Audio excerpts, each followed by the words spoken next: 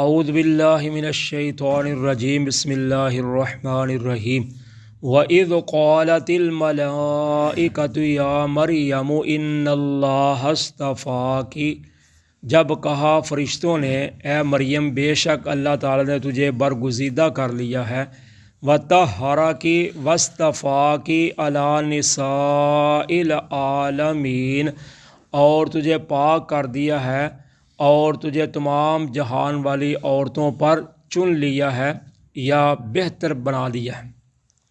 یا مریم اقنتی لربک واسجدی وارکعی مع الراکعین، اے مریم تو فرما بردار ہو جا اور اپنے رب کے لیے اور سجدہ کر اور رکوع کرنے والوں کے ساتھ۔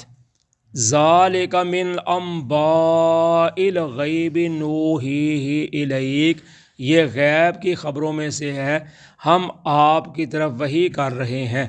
وما کنت لدیہم اذ یلقون اقلامہم، اور نہیں تھے آپ وہاں جب وہ کلمے ڈال رہے تھے۔ ایہم یکفل مریم، کہ کون کفیل بنے گا مریم کا۔ وما کنت لدیہم اذ یختصمون، اور نہیں تھے آپ وہاں ان کے پاس جب وہ جھگڑا کر رہے تھے۔ اللہ تعالیٰ فرماتے ہیں کہ اللہ تعالیٰ نے سیدہ مریم کو برگزیدہ بنا لیا۔ تو برگزیدہ کہتے ہیں جس کو پسند کر لیا، یعنی محبوب بنا لیا، یا ان کو فضیلت والا عظمت والا بنا دیا، یعنی ان کو شرف عطا کر دیا۔ تو یہ سیدہ مریم کی فضیلت جو ہے، یہ شرف جو ہے، یہ ان کے اپنے زمانے کے اعتبار سے ہے۔ تو جو موجودہ وقت ہوتا ہے اس کے مطابق، کیونکہ صحیح احادیث میں ہے کہ سیدہ مریم علیہ السلام کے ساتھ سیدہ خدیجہ رضی اللہ تعالی عنہا کو بھی نبی پاک صلی اللہ علیہ وسلم نے فرمایا خیر النسائہا، کہ عورتوں میں سے بہتر عورت جو ہے وہ سیدہ خدیجہ ہیں۔ اور اسی طرح ایک حدیث میں 4 خواتین کا تذکرہ ہے، ایک میں 2 کا ہے، جیسے صحیح بخاری کی حدیث ہے، اس میں آپ فرماتے ہیں کامل مرد تو بہت گزرے ہیں، لیکن عورتوں میں 2 ہی عورتیں کامل گزری ہیں، ایک سیدہ مریم اور دوسری سیدہ آسیہ فرعون کی بیوی۔ تو تیسری حدیث میں ہے 4 کا تذکرہ۔ تو اس میں آپ فرماتے ہیں کہ 4 عورتیں جو ہیں وہ کامل گزری ہیں، ان میں ایک سیدہ حضرت مریم اور دوسری حضرت آسیہ اور تیسری سیدہ خدیجہ اور چوتھی سیدہ عائشہ رضی اللہ تعالیٰ عنہ۔ تو آپ فرماتے ہیں کہ سیدہ عائشہ رضی اللہ تعالیٰ عنہ کی ان تمام عورتوں پر اسی طرح فضیلت ہے جیسے سرید کھانے کی تمام کھانوں پر ہے۔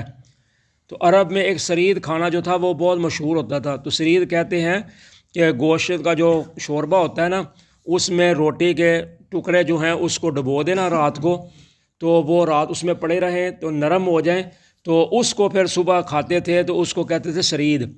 تو یہ بہت لذیذ کھانا بن جاتا تھا۔ تو آپ فرماتے ہیں جیسے سرید کھانا تمام کھانوں پر فضیلت رکھتا ہے، اسی طرح تمام عورتوں پر سیدہ عائشہ رضی اللہ تعالی عنہا کی فضیلت ہے۔ اور ایک حدیث میں جامع ترمذی میں وہ حدیث ہے، اس میں سیدہ فاطمہ رضی اللہ تعالیٰ عنہا جو نبی پاک صلی اللہ علیہ وسلم کی بیٹی ہیں، ان کو بھی شامل کیا گیا ہے کہ یعنی کامل عورتوں میں سیدہ فاطمہ رضی اللہ تعالیٰ عنہا بھی ہیں۔ تو یہ اللہ تعالیٰ نے ان عورتوں کو باقی تمام عورتوں سے فضیلت عطا کی ہے۔ تو اللہ تعالیٰ فرماتے ہیں کہ اللہ تعالیٰ نے سیدہ مریم کو برگزیدہ بنا دیا کر لیا اور تجھے اور پسند کر لیا اور پاک صاف کر دیا تمام جہان والوں کی عورتوں پر۔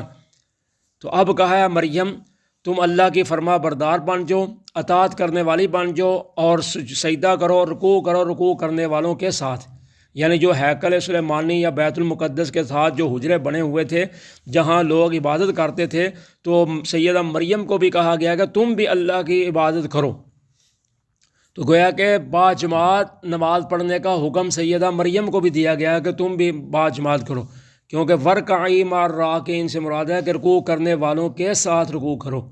تو اس کا مطلب ہے کہ اور بھی لوگ رکوع کرتے تھے تو اس لیے کہا نا ساتھ تم بھی کرو، مگر نہ کرتے تو پھر ایک اکیلی کو کہا جاتا، جیسے پیچھے کہا گیا مریم تجھے پسند کر لیا یا چن لیا ہے، تو اس طرح ایک کا کہا جاتا تھا۔ تو اس کا مطلب ہے کہ باجماعت کہا گیا ہے۔ آگے اللہ تعالیٰ فرماتے ہیں یہ غیب کی خبریں ہیں کہ ہم آپ کی طرف وحی کر رہے ہیں، یعنی نبی اکرم صلی اللہ علیہ وسلم کو اللہ تعالیٰ فرماتے ہیں کہ ہم یہ غیب کی خبریں ہیں، یعنی آپ عالم الغیب نہیں ہیں، عالم الغیب صرف اللہ کی ذات ہے۔ تو اگر آپ عالم الغیب ہوتے تو پھر اللہ تعالیٰ اسی طرح نہ کہتے کہ ہم آپ کی طرف وحی کر رہے ہیں، ہم آپ کو غیب کی خبریں دے رہے ہیں۔ تو جو وحی ہوتی ہے وہ صرف پیغمبر کی طرف ہی ہوتی ہے، پیغمبر کے علاوہ نہیں ہوتی۔ تو اس لیے اللہ تعالیٰ فرماتے ہیں کہ ہم آپ کی طرف غیب کی یہ خبریں جو ہیں وحی کر رہے ہیں، اور آپ اس وقت موجود نہیں تھے ان کے پاس جب وہ کلمے ڈال رہے تھے کہ کون مریم کا کفیل بنے گا۔ تو جو ہیکل کے ساتھ رہتے تھے نا حجروں میں لوگ، تو ان کو سیدہ حضرت مریم کی فضیلت کا، شرف کا پتہ چلتا جا رہا تھا کہ ان کی تو بڑی فضیلت ہے، ان کا تو بڑا مقام ہے۔ تو اب ہر کوئی چاہتا تھا کہ میں اس کا کفیل بنوں، یعنی میری کفالت میں آ جائے، میں اس کا سربراہ بن جاؤں۔ تو اب اس پر وہ جھگڑ رہے تھے۔ تو سیدنا زکریا علیہ السلام چونکہ ان کے خالو تھے، وہ ان کی بانجی تھی، تو وہ کہتے تھے میں نے بننا ہے، تو میرا رشتہ بھی ان کے ساتھ ہے، لیکن انہوں نے اختلاف کیا۔ تو آخر فیصلہ یہ ہوا کہ اس طرح کرو کہ کلمے پھینکو کسی ندی میں، بہتی ہوئے پانی میں، تو اگر تو جس کی قلم ٹھہر جائے اسی جگہ پہ، آگے نہ بہے، پانی میں نہ جائے، تو وہ بنے گا۔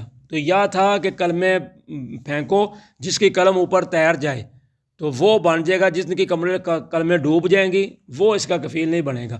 تو جب انہوں نے یہ قرہ اندازی کی تو سیدنا زکریا علیہ السلام کا قرہ نکل آیا، یعنی وہ ان کے کفیل بن گئے۔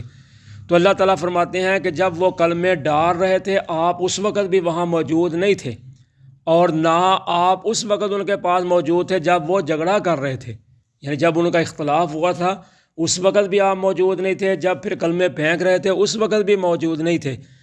تو تیسری بات یہ ہے کہ ہم آپ کی طرف یہ وحی کر رہے ہیں، یعنی نہ آپ وہاں موجود تھے نہ آپ کو پتہ تھا۔ تو صدیوں پہلے جو واقعہ گزر چکا ہے اس کو اسی طرح بیان کرنا، تو یہ نبی پاک صلی اللہ علیہ وسلم کی نبوت اور رسالت کی دلیل ہے، صداقت ہے، آپ کا معجزہ ہے کہ نہ آپ نے کسی سے پڑھا نہ آپ نے کسی سے سنا، کیونکہ اکثر آپ کی زیادہ زندگی جو ہے وہ مکے میں گزری ہے، تو وہاں تو کوئی پڑھا لکھا ہے ہی نہیں تھا۔ تو یہ تو مدینے میں آ کر بعد میں معاملہ شروع ہے یا بعد میں پڑھائی شروع ہوئی ہے۔ تو اس لیے آپ نے نہ کسی سے پڑھا نہ کسی سے سنا، لیکن اس کے باوجود اس کو اسی طرح بیان کر دیا۔ تو یہ ہے آپ کی نبوت اور رسالت کی تصدیق کہ آپ اللہ کے واقعی سچے نبی ہیں۔ اگر یہ نہ ہوتا تو آپ اگر ادھر ہوتے تو پھر تو آپ بتاتے، تو جب آپ ادھر موجود ہی نہیں تو آپ بتا رہے ہیں، تو لہٰذا پھر یہ اللہ کے سچے نبی ہوئے کہ اللہ ہی آپ کی طرف وحی کر رہا ہے، اللہ ہی آپ کو بتا رہا ہے۔ جزاکم اللہ خیر۔